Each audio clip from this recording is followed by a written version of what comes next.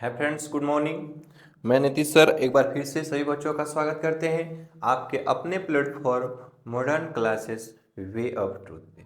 जैसा कि हम लोग एक इससे पिछले वाले वीडियो में पढ़े थे कि हम लोगों को जो साइंस का पोर्शन है उसमें कितने पार्ट पढ़ने हैं और उस साइंस के पार्ट में यानी फिजिक्स, केमिस्ट्री और बायोलॉजी में कितने कितने चैप्टर पढ़े हैं। तो उन सारे चैप्टर को हम लोग एक से पिछले वाले वीडियो में देख चुके हैं। अगर जो बच्चे उस वीडियो को नहीं देखे हैं वो डिस्क्रिप्शन में जा कर के पहले उस वीडियो को देख लें कि हमें कौन कौन से टॉपिक पढ़ने हैं, कौन कौन से चैप्टर पढ़ने हैं और किस टॉपिक में पढ़ने हैं, कौन से सब्जेक्ट में पढ़ने हैं। हम लोग बात करते हैं यहाँ पे आज कि केमिस्ट्री, रसायन शास्त्र का जो चैप्टर नंबर फर्स्ट है वह रासायनिक अभिक्रिया और समीकरण, यानी कि जो केमिस्ट्री का चैप्टर नंबर फर्स्ट है उसका चैप्टर नंबर जो पहला हम लोग पढ़ेंगे केमिकल रिएक्शन एंड इक्वेशन, कि क्या होता है रासायनिक अभिक्रिया, क्यों करते हैं रासायनिक अभिक्रिया, क्या होते हैं रासायनिक समीकरण, कितने प्रकार के होते हैं।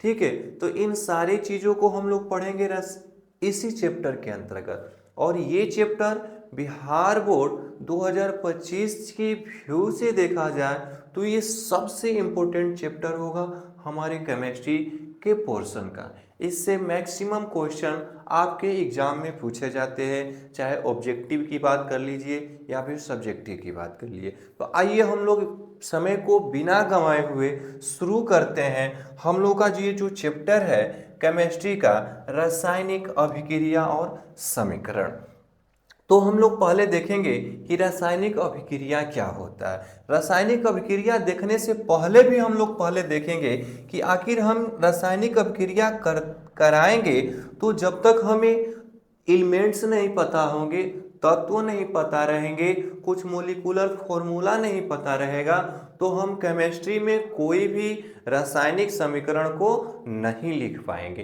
तो हम लोग पहले देखेंगे कि हमें कितने एलिमेंट्स को याद रखना जरूरी है। तो हम लोग के पास जो कुछ एलिमेंट्स है यहाँ हम आप लोग को एक सारणी में लिख दिए हैं कि जैसे हम लोग को अभी तो हम आप लोग के सिलेबस के अनुसार जो तत्वों की खोजे हुई है वो 118 हुई है। तो 118 तत्वों के बारे में हम पढ़ेंगे, लेकिन 10th क्लास तक का जो सिलेबस है उस 10th क्लास के आपके बिहार बोर्ड के अकॉर्डिंग उसमें हम लोग को सिर्फ एलिमेंट्स पढ़ना है। तो 1 से 20 तक, यानी हाइड्रोजन जो है हमारा पहला तत्व है और कैल्शियम 20वां तत्व है। और हाइड्रोजन और कैल्शियम के बीच में जितने भी एलिमेंट्स होंगे, जितने भी तत्व होंगे, उन सारे तत्वों के बारे में हम लोग पढ़ेंगे। तो 1 से 20 तक आपको कम से कम एलिमेंट्स याद होना चाहिए, तत्व याद होना चाहिए कि उसके संकेत क्या होते हैं, उसके एटॉमिक नंबर मतलब परमाणु संख्या क्या होते हैं, उसके परमाणु द्रव्यमान क्या होते हैं, ये सारे टॉपिक आपको याद होना चाहिए। तो हम लोग पहले देखते हैं कि जैसे 1 से 10 तक का जो होता है तत्व, वो पहला होता है हाइड्रोजन। हाइड्रोजन का जो संकेत होता है वो होता है H। इसकी परमाणु संख्या 1 होती है या 2 होती है। बहुत मजे की बात है कि अगर हम 1 से 20 तक तत्वों का सीरियल वाइज क्रम याद कर लें तो हमें उनकी परमाणु संख्या रटना नहीं पड़ेगा, हमें उनकी द्रव्यमान संख्या रटना नहीं पड़ेगा। क्यों? क्योंकि अगर सीरियल वाइज उसको हमने याद किया है तो उसका जो एटॉमिक मास होता है, द्रव्यमान संख्या होता है, वह एटॉमिक नंबर का एप्रोक्स मतलब जनरली क्या होता है, लगभग क्या होता है, वह 2 गुना होता है। मतलब एटॉमिक नंबर याद करेंगे और 2 से मल्टीप्लाई कर देंगे, हमारा क्या निकल जाएगा, द्रव्यमान संख्या निकल जाएगा। तो इसको हाइड्रोजन, हीलियम, लिथियम, बेरिलियम ऐसे मान लो याद कर लेंगे, ठीक है, रटकर। लेकिन इसके लिए हम लोगों ने क्या करेंगे कि एक छोटा सा इसके लिए हमने एक ट्रिक बनाया है, ठीक है, उस ट्रिक को भी हम लिख देते हैं जिससे आप लोगों को क्या होगा कि कभी भूलेंगे नहीं। ठीक है, जैसे एक हम ट्रिक लिखते हैं, देखिए hi hi hello, hi hello listen, hi hello listen, B B BBC news, BBC news on on Friday, on Friday night, on Friday night. यहाँ पे हमने क्या लिखा, hi hello listen BBC news on Friday night. यानी कहने का मतलब कि हाय में एच आई है तो एच किसका संकेत होता है, हाइड्रोजन का। हेलो क्या है, एच ई किसका संकेत होता है, हीलियम का। लिसेन एल आई है किसका संकेत होता है, लिथियम का। बी से किसका, बेरिलियम। बी फोर बोरॉन, सी फोर कार्बन। न्यूज का यन है मतलब नाइट्रोजन, ऑन में ओ है मतलब ऑक्सीजन, यफ में क्लोरीन, फ्राइडे में क्या है यफ मतलब फ्लोरीन, और नियोन क्या है, नाइट मतलब क्या है, नियोन। तो देखो एक छोटा सा ट्रिक हो गया हमारा 1 से 10 तक के तत्वों के लिए। हाय hello listen BBC news on Friday night. तो इसका आप लोग जल्दी से एक स्क्रीनशॉट ले लीजिए, उसके बाद हम लोग नेक्स्ट देखते हैं 11 से 20 तक। चलिए हम लोग नेक्स्ट देखते हैं कि नेक्स्ट हम लोग को कौन सा पढ़ना है। तो नेक्स्ट हम लोग का है सोडियम से लेकर के कैल्शियम तक, सोडियम से कैल्शियम तक। जैसे calcium, magnesium, aluminium, silicon, phosphorus, sulphur, chlorine, argon, potassium और कैल्शियम। तो इसके लिए भी हम लोगों ने एक छोटा सा ट्रिक बना लेंगे। ऐसी बात थी, कहानी कुछ ऐसी थी कि अगर कोई एक बच्चा था छोटा सा, वो बहुत ही भक्ति में लीन था, मतलब वो प्रार्थना कर रहा था अपने आराध्य देव की। ठीक है, तो जब आराध्य देव की वो प्रार्थना कर रहा था तो उसके आराध्य देव जब उसके सामने प्रकट हुए तो उसने उन्हें कुछ उस क्या किया, उस भक्त ने अपने आराध्य भगवान से कुछ मांगा। तो उसने, वो बहुत ही नाबालिग नादान बच्चा था, मतलब छोटा बच्चा था, तो उसने अपने आराध्य भगवान से क्या मांगा, तो कुछ खाने की चीजें मांगी। और खाने की चीज में भी क्या मांगा, तो पेप्सी मांगा, कोला मांगा, सोडा मांगा, काजू मांगा और केक मांगा। तब उसकी मम्मी गुस्सा होकर के बोली कि जब तो हमारे आराध्य भगवान प्रकट हुए हैं तो हम उनसे कुछ अच्छा ही चीज मांग लेंगे। तब उसकी मम्मी उसके डांट करके उसे बोल रही है क्या, ना मांग। क्या बोल रही है, आइए देखते हैं। ना मांग, ना मांग अल्लाह से, ना मांग अल्लाह से, अल्लाह से, ना मांग अल्लाह से पेपसी, पेपसी, पेपसी।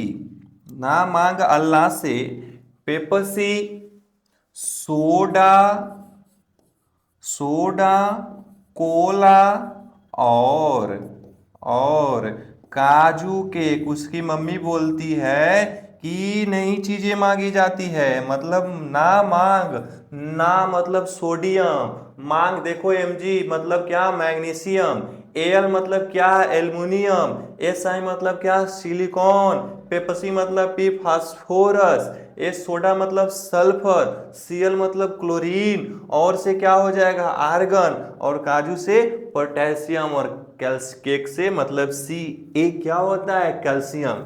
तो हम लोग इस तरीके से अपने सारे एलिमेंट्स को याद रखेंगे।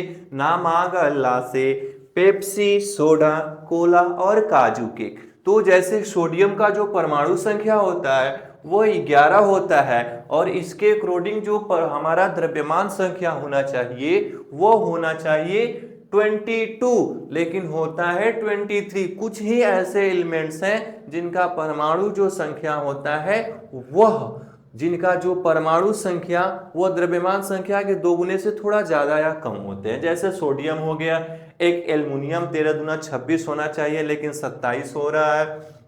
एक यहां हम लोग देख लेंगे क्लोरीन, जो 17 दूना 34 होना चाहिए लेकिन हुआ है कितना, 35.5। एक हम लोग देखेंगे 18 आर्गन, मतलब 36 होना चाहिए लेकिन हो कितना रहा है, 40। एक हम लोग देखेंगे 19 पोटेशियम, 38, 40। तो ये हम लोग बोलते हैं कि कुछ ही ऐसे तत्व हैं जिनका परमाणु द्रव्यमान परमाणु संख्या के दोगुने से ज्यादा अधिक होता है। अब हम लोग को इसके बाद देखना है ये तो हमको याद रखना है। तो आप लोग इसका एक स्क्रीनशॉट ले लीजिएगा। हम लोगों को याद रखना है अगला यौगिक कुछ पढ़ने हैं। जैसे कार्बन डाइऑक्साइड का मोलिकुलर फॉर्मूला क्या होता है, CO2। ये जो फॉर्मूले रटा रटाया नहीं होता, इसको बनाने के नियम है। फॉर्मूले, मोलिकुलर फॉर्मूले कैसे तैयार किया जाता है, ये कैसे बनाया जाता है, इसका एक स्पेशल वीडियो हम इसी लिंक में आपको देंगे। ठीक है, कि यौगिक और उसके यौगिक सूत्र कैसे हम लोग बनाएंगे, इसका वीडियो आपको हम बताएंगे, एक उसका स्पेशल वीडियो बना करके। ठीक है, तो अभी आप लोग इस चैनल से सिर्फ यौगिक को देखिएगा, उसका सूत्र क्या होता है। ठीक है, जैसे कार्बन मोनोऑक्साइड CO, उसके बाद ओजोन गैस O3, यहां तक है। और इसको आप लोग स्क्रीनशॉट कर लीजिएगा। जैसे अमोनियम क्लोराइड, इसको हम लोग बोलते हैं नौसादर। यहाँ मिस्टेक है, थोड़ा सा देख लीजिएगा। इसको हम लोग बोलते हैं अमोनियम क्लोराइड को नौसादर, नौसादर, जिसका सूत्र होता है, अमोनियम क्लोराइड का सूत्र होता है, ये यहाँ पे NH3Cl होता है, चेंज कर लेंगे, NH3Cl होता है। बाकी सब ठीक है। उसके बाद नेक्स्ट हम लोग नेक्स्ट स्लाइड देख लेते हैं, क्या है, आप लोग इसका स्क्रीनशॉट लेते जाइएगा। आगे है ये अल्युमिनियम हाइड्रोक्साइड AlOH का होल थ्राइंस। अगर यहाँ 3 रहता है तो इसको थ्राइंस बोलते हैं, 2 रहता है तो ट्वाइस बोलते हैं। ठीक है, उसके बाद ये ठीक है सल्फ्यूरिक अम्ल H2SO4। तो इसको हम लोग एक स्पेशल वीडियो में बनाएंगे कि कैसे बनता है इसका मोलिकुलर फॉर्मूला। ठीक है, तो अब हम लोग ये भी कुछ मोलिकुलर फॉर्मूला है, इसको भी हम लोग स्क्रीनशॉट कर लीजिएगा, इसको भी हम लोग पढ़ेंगे।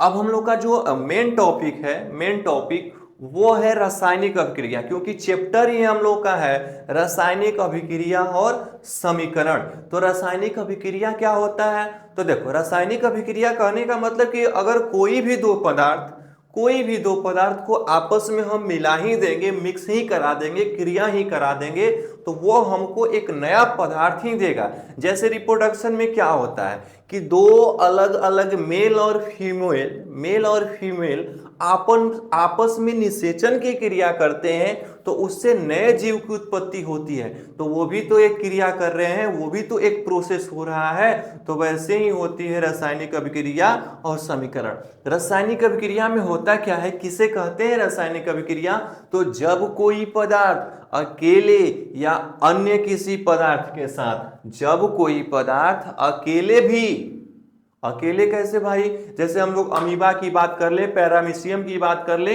ये एक कोशिकीय जीव होते हैं, ये अपने जन्म की क्रिया स्वयं ही करते हैं। तो जब कोई पदार्थ अकेले अथवा दूसरे पदार्थ के साथ क्रिया करते हैं, मेल करते हैं, तो उससे एक भिन्न गुण वाले, एक नए गुण वाले नए पदार्थ की उत्पत्ति होती है। उस पूरे प्रोसेस को हम लोग क्या बोलते हैं, रासायनिक अभिक्रिया कहते हैं। जब कोई पदार्थ अकेले अथवा दूसरे पदार्थ के साथ क्रिया करता है, तो एक या एक से अधिक नए गुणधर्म वाले पदार्थ का निर्माण करता है, उसे रासायनिक अभिक्रिया कहते हैं। जैसे आपको देखो, कोई भी केमिस्ट्री का जो टॉपिक होता है उसका एग्जाम्पल बहुत जरूरी होता है। आपको केमिस्ट्री पढ़ना है तो आपको उसका हर एक टॉपिक का एग्जाम्पल लिखना जरूरी होता है। तो हमारा यहाँ पे है रासायनिक अभिक्रिया किसे कहते हैं। रासायनिक अभिक्रिया के बारे में हम लोगों ने क्या समझा कि जब कोई पदार्थ कोई अकेले या अन्य किसी पदार्थ के साथ क्रिया करके एक से अधिक पदार्थ का निर्माण कर देता है ना, तो उसी पदार्थ को हम लोग क्या करते हैं, उसी प्रोसेस को हम लोग क्या बोलते हैं, उसी प्रोसेस को हम लोग बोलते हैं रासायनिक अभिक्रिया। एग्जाम्पल लिखा हुआ है यहाँ पे कि मैग्नीशियम ऑक्सीजन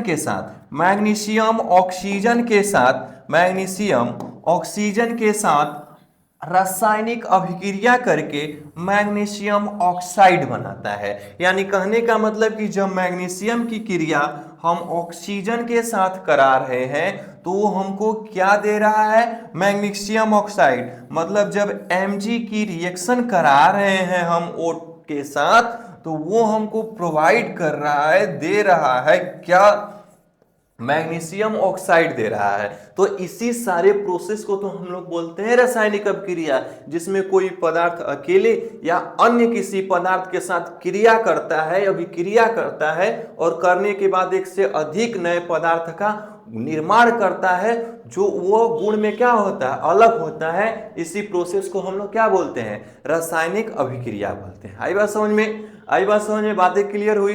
रासायनिक अभिक्रिया क्या होता है, तो जब कोई पदार्थ अकेले या अन्य पदार्थ के साथ क्रिया करके नए पदार्थ का निर्माण करता है, उसी को हम लोग क्या बोलते हैं, रासायनिक अभिक्रिया करते हैं। नेक्स्ट, कि ये जो रासायनिक अभिक्रिया है भाई, ये जो रासायनिक अभिक्रिया है उसमें क्या क्या टर्म होते हैं। तो रासायनिक अभिक्रिया में दो टर्म होते हैं। दो टर्म क्या क्या होते हैं, पहला अभिकारक होता है और दूसरा प्रतिफल या उत्पाद होता है। अब देखो, जैसे इससे पहले वाले हम लोग एक रिएक्शन पढ़े थे कि मैग्नीशियम जो था वो ऑक्सीजन के साथ रिएक्ट किया था, क्रिया किया था, तो क्या बनाया था, मैग्नीशियम ऑक्साइड बनाया था, मैग्नीशियम ऑक्साइड बनाया था। तो अभिकारक क्या होता है, तो ये अभिकारक जो होता है ना, वो रासायनिक अभिक्रिया में ही होता है। जैसे ये तीर हो गया, तो एक तीर के इस वाले पार्ट हो गया और एक दूसरा तीर का ये वाला पार्ट हो गया। तो देखो, रासायनिक अभिक्रिया में जो भी पदार्थ भाग लेते हैं, यानी रासायनिक अभिक्रिया में जो भी पदार्थ मिलेंगे ना, जो भी भाग लेंगे, उसी पदार्थ को हम लोग क्या बोलते हैं, अभिकारक बोलते हैं। यहां रासायनिक अभिक्रिया तो हो रहा है, लेकिन इस रासायनिक अभिक्रिया में कौन कौन से पदार्थ भाग लिए हैं। जैसे देखो, हम लोग रिप्रोडक्शन, मतलब हम लोगों का जन्म हुआ है, तो एक बच्चे के जन्म में कौन कौन किसकी किसकी भागीदारी होती है, तो वे जो भाग लेने वाले होते हैं ना, वे क्या होते हैं, वे अभिकारक होते हैं। यानी कि अभिकारक इसमें कौन है, तो मैग्नीशियम, ऑक्सीजन, यही तो अभिक्रिया में ना भाग लिया है, तो मैग्नीशियम और ऑक्सीजन जो होगा वह अभिकारक होगा। ठीक है, तो रासायनिक अभिक्रिया में जो भी पदार्थ भाग लेता है ना, उस पदार्थ को हम लोग क्या बोलते हैं, अभिकारक बोलते हैं। उसके बाद जो दूसरा है हम लोगों का, कि प्रतिफल या उत्पाद क्या होता है। तो देखो, जब भी रासायनिक अभिक्रिया होती है, तो रासायनिक अभिक्रिया के फलस्वरूप एक नया पदार्थ जरूर बनता है। तो अब उसमें जो नया पदार्थ बनता है, उसी नए पदार्थ को ही हम लोग क्या बोलते हैं, प्रतिफल या उत्पाद बोलते हैं। यानी रासायनिक अभिक्रिया के फलस्वरूप बना नया पदार्थ प्रतिफल या उत्पाद कहलाता है। हम लोग क्या है, प्रतिफल और उत्पाद हैं। जैसे यहां पे लिखा हुआ है, और एग्जांपल, जिंक, मतलब जिंक जब सल्फ्यूरिक अम्ल के साथ अभिक्रिया करता है, तो वो क्या बनाता है, जिंक सल्फेट बनाता है। जैसे देखते हैं यहाँ पे जिंक अभिक्रिया, जिंक का संकेत क्या होता है भाई, जिंक का संकेत होता है Zn। जिंक का रिएक्शन करा रहे हैं सल्फ्यूरिक अम्ल के साथ, मतलब H2SO4, ये क्या है, सल्फ्यूरिक अम्ल है। जब जिंक का रिएक्शन करा रहे हैं सल्फ्यूरिक अम्ल के साथ, तो ये क्या बना रहा है, जिंक सल्फेट बना रहा है, ZnSO4 यहां बनता है बच्चों, ZnSO4, और हाइड्रोजन गैस रिलीज होती है इस अभिक्रिया से। तो यहां देखो, जिंक प्लस H2SO4, मतलब जिंक प्लस सल्फ्यूरिक अम्ल क्या हुआ, ये दोनों, तो ये दोनों अभिकारक हुआ। और जब ये दोनों रिएक्शन किया, भाग लिया, तो नया पदार्थ क्या क्या बना, तो एक जिंक सल्फेट बना। तो इसी जिंक सल्फेट को हम लोग क्या बोलेंगे, प्रतिफल या उत्पाद बोलते हैं। तो आई होप ये टॉपिक आप लोगों को समझ में आया होगा कि अभिकारक क्या होता है। तो रासायनिक अभिक्रिया में जो भाग लेता है उसको हम लोग अभिकारक कहते हैं, और रासायनिक अभिक्रिया के फलस्वरूप जो नया पदार्थ बनता है, उस पदार्थ को हम लोग क्या बोलते हैं, प्रतिफल या उत्पाद बोलते हैं। आप लोग इसका जल्दी से स्क्रीनशॉट ले लीजिए, हम लोग फिर आते हैं नेक्स्ट टॉपिक पे।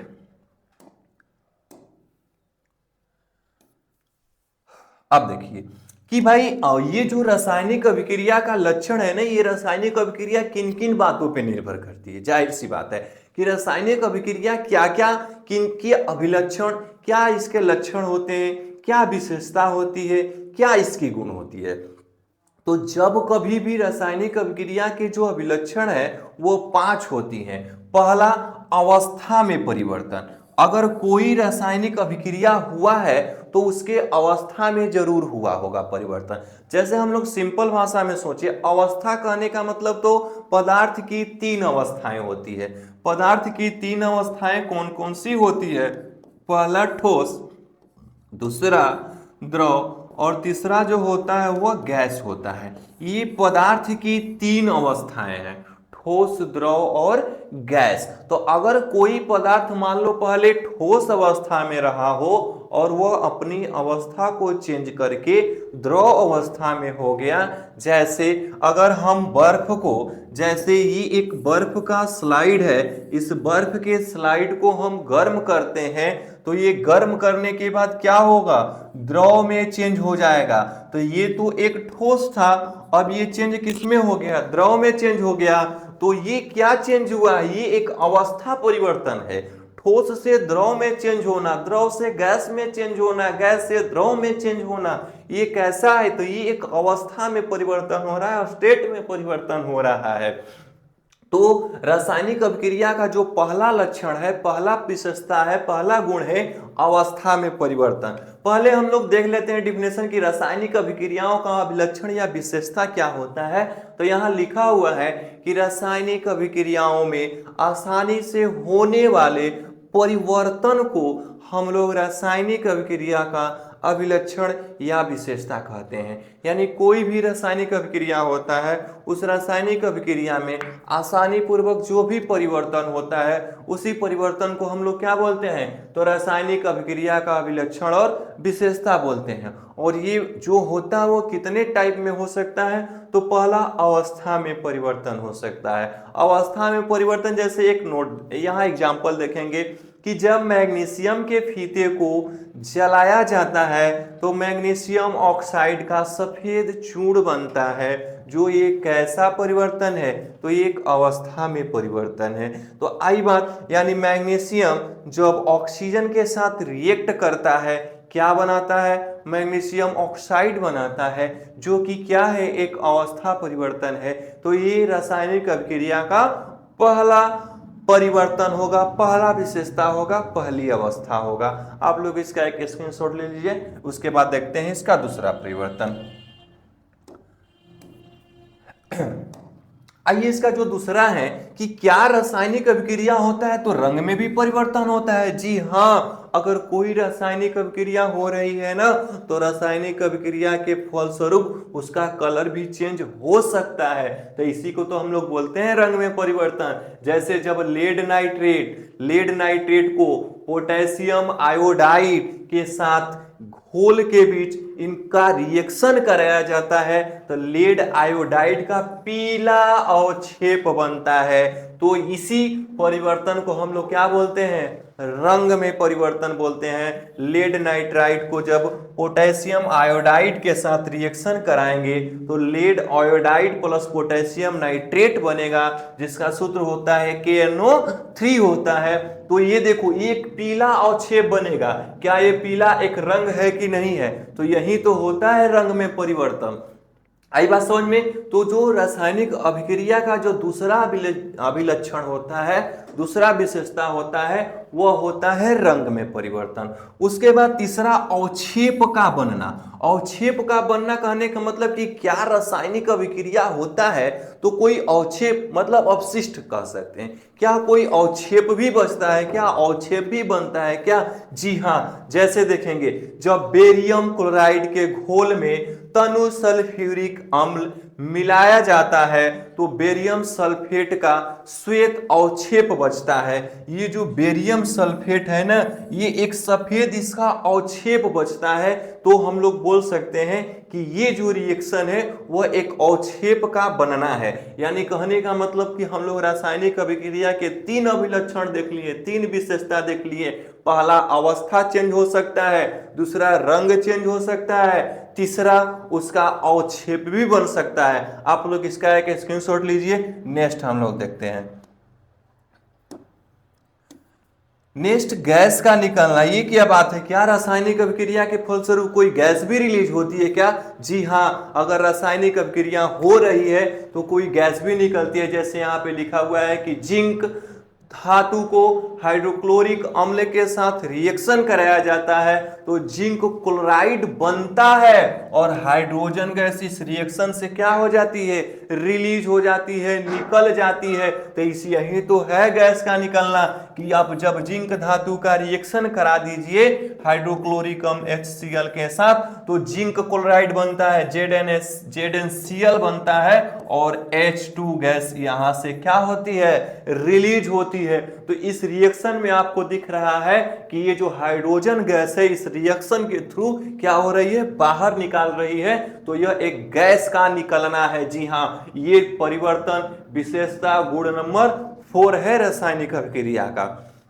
उसके बाद पांचवा जो हम लोग का है ताप में परिवर्तन। अरे ये क्या बात हुई, क्या ताप में भी परिवर्तन होता है क्या? क्या कोई रासायनिक अपक्रिया के फलस्वरूप ताप में भी परिवर्तन होता है? जी हाँ, जैसे बिना बुझा हुआ चूना, बिना बुझे हुए चूने को जब जल के साथ मैग्नीशियम जब जल के साथ अभिक्रिया कराते हैं तो मैग्नीशियम ऑक्साइड बनता है और क्या बनता है, हाइड्रोजन गैस बनता है। ये कैसा अभिलक्षण आपको दिख रहा है? तो ये ताप में कभी भी बच्चों आपको ऐसा सिंबल दिखे रिएक्शन में तो इसका मतलब ये हीट को डिनोटेड कर रहा है, ताप को बता रहा है। तो आई होप ये जो रासायनिक अभिक्रिया के 5 अभिलक्षण और विशेषता हो गए आपको समझ में आया होगा। पहला कि अगर कोई रासायनिक अभिक्रिया होता है तो उसके अवस्था में चेंज हो सकता है। दूसरा, अगर कोई रासायनिक अभिक्रिया होता है तो उसका रंग बदल सकता है। तीसरा, अगर कोई रासायनिक अभिक्रिया है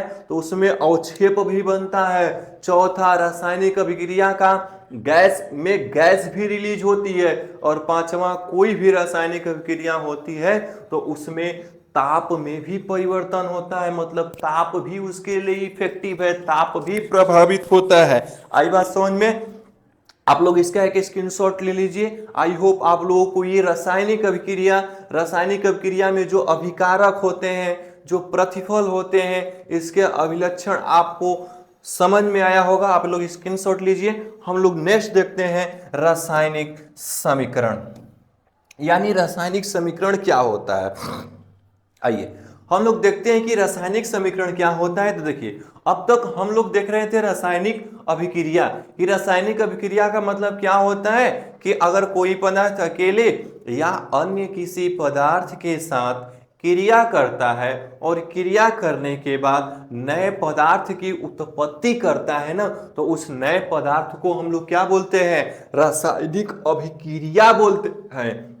और रासायनिक समीकरण किसको बोलते हैं? तो देखो, जब रासायनिक अभिक्रिया में 2 चीज होता था, एक टर्म अभिकारक होता था, दूसरा टर्म प्रतिफल होता था। तो अगर रासायनिक अभिक्रिया में भाग लेने वाले प्रतिफल और अभिकारक के जगह उसके संकेत को लिख देते हैं, उसके सूत्र को लिख देते हैं, तो जो इक्वेशन बनता है ना, उसी इक्वेशन को हम लोग क्या बोलते हैं बच्चों, रासायनिक समीकरण बोलते हैं। यानी जब रासायनिक अभिक्रिया में भाग लेने वाले अभिकारक और प्रतिफल के जगह पे उसके सूत्र और संकेत को लिख दिया जाता है, उसे हम लोग क्या बोलते हैं, रासायनिक समीकरण बोलते हैं। और जैसे आप लोग को यहां दिख रहा है, ये रासायनिक अभिक्रिया है क्या, कि अगर हाइड्रोजन गैस क्लोरीन गैस के साथ अभिक्रिया करती है तो हाइड्रोक्लोरिक अम्ल बनाती है।